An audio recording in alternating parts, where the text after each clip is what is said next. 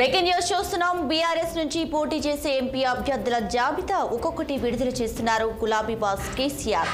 మొన్న కరీంనగర్, పెద్దపల్లి అభ్యర్థులను ప్రకటించిన కేసీఆర్ తాజాగా ఖమ్మం, మహబూబాబాద్ నుంచి పోటీ చేసేది ఎవరో క్లారిటీ ఇచ్చారు. ఖమ్మం నుంచి నామా నాగేశ్వరరావు, మహబూబాబాద్ నుంచి మాలుతు కవితకు మరోసారి ఛాన్స్ ఇచ్చారు.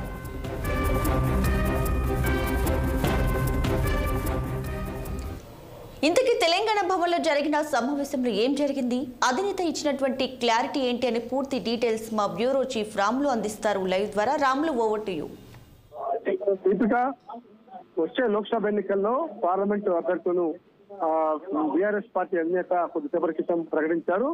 ప్రస్తుతానికి 4 పార్లమెంటు స్థానాలకు మాత్రమే వచ్చే లోక్సభ ఎన్నికల్లో పోటీ చేసేందుకు పార్టీ అభ్యర్థులను ప్రకటించారు. మరి Khammam sitting MP Nama Nageswararao, Mahabubabad sitting MP Maloth Kavitha, అదేవిధంగా కరీంనగర్ పార్లమెంటు నియోజకవర్గానికి మాజీ ఎంపీ జి వినోద్ కుమార్, పెద్దపల్లి నియోజకవర్గానికి మాజీ మంత్రి, ధర్మపురి మాజీ ఎమ్మెల్యే కుక్కుల ఈశ్వర్, ఈ 4 స్థానాలకు మాత్రం అభ్యర్థులు ప్రకటించారు.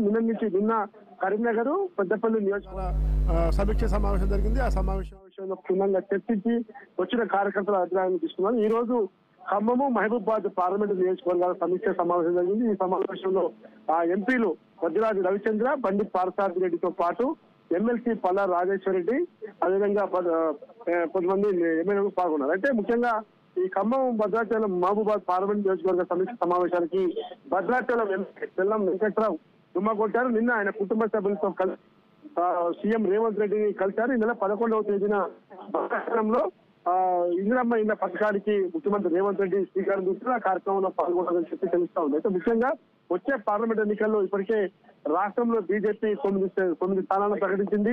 అధికార కాంగ్రెస్, రాష్ట్రంలో అధికారంలో కాంగ్రెస్ పార్టీ ఇంకా అభ్యర్థులపై కసరత్తు చేస్తా ఉంది.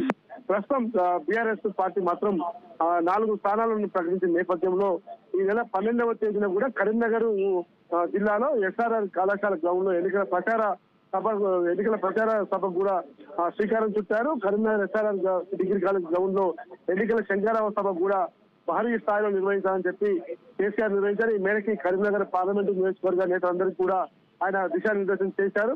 ఏదేమైనా ఈ రోజు వచ్చే పార్లమెంట్ ఎన్నికల్లో బీఆర్ఎస్ పార్టీ పరిస్థితి ఏ విధంగా ఉంటుందని మాత్రం కొంత ఆగమనకు వచ్చేంగా ఉంది. ఎందుకంటే ఇప్పటికే 3 సిట్టింగ్ ఎంపీ పెద్దపల్లి నుంచి నేతకాని వెంకటేష్ సిట్టింగ్ ఎంపీ కాంగ్రెస్ లో చేరారు.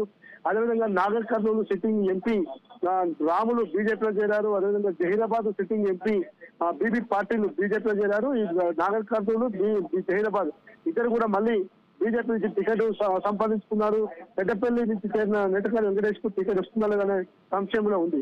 కాబట్టి ఇంకా మిగతా స్థానాల్లో కూడా అభ్యర్థుల ఎంపిక అనేది కొంత కత్తి మీద సామ్రాజ్యం అని చెప్పి అనుకోవాలి. ఎందుకంటే చాలా చోట్ల కూడా కొంతమంది విముఖత వ్యక్తం చేస్తున్నారు. చాలా చోట్ల ఎందుకంటే రాష్ట్రంలో అధికారంలో ఉన్నప్పుడే 2019 ఎన్నికల్లో 17 స్థానాలకు గాను కేవలం 9 పార్లమెంట్ స్థానాలు మాత్రమే గెలిచాము. ఇప్పుడు అధికారం లేకుండా కేవలం ప్రధాన ప్రతిపక్ష పాత్ర పోషిస్తున్నాము. అది దేశంలో ఎన్డీఏ కూటమి 3వసారి అధికారంలోకి వచ్చి హ్యాట్రిక్ ప్రధానిగా నరేంద్ర మోడీ సాధిస్తారని చెప్పి బీజేపీ నేతలు ధీమా వ్యక్తం చేస్తున్నారు. రాష్ట్రంలో ముఖ్యమంత్రి రేవంత్ రెడ్డి 10 నుంచి 12 పార్లమెంటు స్థానాలపైన గురిపెట్టారు. దేశంలో రాహుల్ గాంధీ ప్రధాని కావాలంటే తెలంగాణలో ఎక్కువ ఎంపీ సీట్లు గెలిపించాలని చెప్పి ఆయన ప్రజలకు విజ్ఞప్తి చేస్తా ఉన్నారు. కాబట్టి ఈ విధంగా కాంగ్రెస్, బీజేపీని పోటాపోటీగా ఎక్కువ సీట్లు గెలిచేందుకు ప్రయత్నిస్తున్న తరుణంలో బీఆర్ఎస్ పార్టీ కూడా ఉన్న సీట్లను కాపాడుకుంటుందా, కనీసం ప్రాతినిధ్యమైన దక్కుతుందా అనే ఆలోచనలో బీఆర్ఎస్ పార్టీ పడింది. ఎందుకంటే కాంగ్రెస్, బీజేపీ జాతీయ పార్టీలు అటు ఎన్డీఏ కూటమి, ఇటు ఇండియా కూటమితో పోరాడుతూ ఉన్నాయి. బీఆర్ఎస్ ఏ కూటమి లేకుండా తెలంగాణలో ఒంటరిగా ఎన్నికలు పోతుంది. ఈ తరుణంలోనే ఈ నెల 12న జరిగే సభతో పాటు అన్ని మరికొన్ని పార్లమెంట్ నియోజకవర్గాల్లో కూడా బస్సు యాత్రలు కానీ, రోడ్ షోలు కానీ నిర్వహించాలని చెప్పి భావించారు. మరోవైపు బీఆర్ఎస్ పార్టీ కొన్ని ప్రజా సమస్యలపై కూడా ఆందోళనకు పిలుపునిస్తా ఉంది. ఈ పరిస్థితుల నేపథ్యంలోనే నిన్న కరీంనగర్ పార్లమెంటు, పెద్దపల్లి పార్లమెంటు, ఈ రోజు మహబూబాబాద్, ఖమ్మం పార్లమెంటు నియోజకవర్గ సమీక్ష సమావేశాలు జరిగిన నేపథ్యంలో ఈ 4 అభ్యర్థులు మాత్రం పార్టీ అధినేత కేసీఆర్ అధికారికంగా ప్రకటించారు. Deepika, Ramulu, thanks for the updates.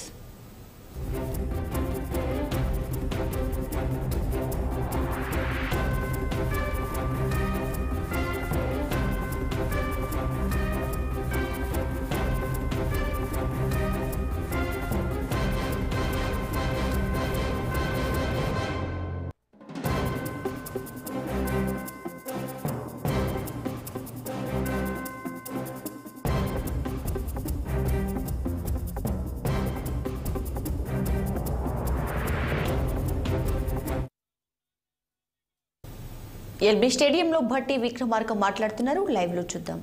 ఉద్యోగం వస్తుందేమని ఎదురు చూసిన నిరుద్యోగ యువకులు ఆశలు అడియాశలే అయినాయి. మేము వచ్చి కేవలం 3 నెలలు కూడా కాలేదు. గ్రూప్ 1 పరీక్షకి నోటిఫికేషన్ ఇవ్వటమే కాకుండా ఇతరత్ర నోటిఫికేషన్ కూడా ఇస్తామని చాలా స్పష్టంగా చెప్పడమే కాదు, నోటిఫికేషన్ ఇచ్చే కార్యక్రమాలు కూడా ఒక పెద్ద పండుగ కార్యక్రమం లాగా మేము చేపట్టి ముందుకు పోతా ఉన్నాం. ఎందుకంటే మా ఆలోచన ఈ రాష్ట్రంలో పుట్టినటువంటి ప్రతి బిడ్డ, చదువుకున్నటువంటి ప్రతి బిడ్డ ఉద్యోగం పొందాలి.